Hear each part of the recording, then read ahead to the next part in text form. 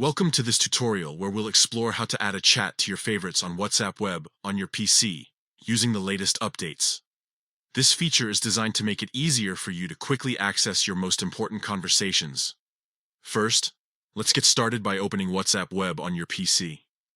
Simply navigate to the WhatsApp Web page and scan the QR code with your phone to sync your account. Once you're logged in, you'll see your chat list displayed on the screen. Now, find the chat you want to add to your favorites. This could be a conversation with a friend, family member, or colleague, anyone you frequently communicate with.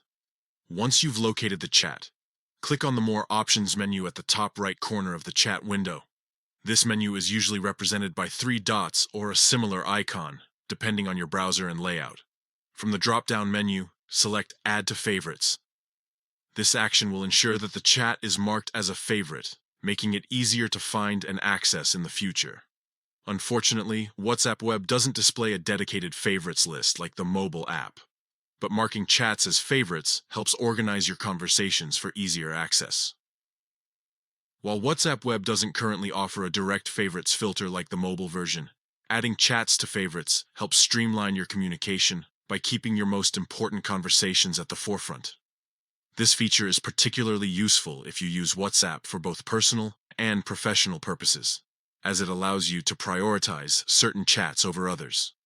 By following these simple steps, you can efficiently manage your WhatsApp conversations on your PC, ensuring that you never miss important messages from your favorite contacts. This update is part of WhatsApp's ongoing efforts to enhance user experience across all platforms, making communication more seamless and intuitive. Thanks for watching, and we hope this tutorial has been helpful in showing you how to add chats to favorites on WhatsApp Web. If you have any questions or need further assistance, feel free to leave them in the comments below. Don't forget to like and subscribe for more tech tips and tutorials.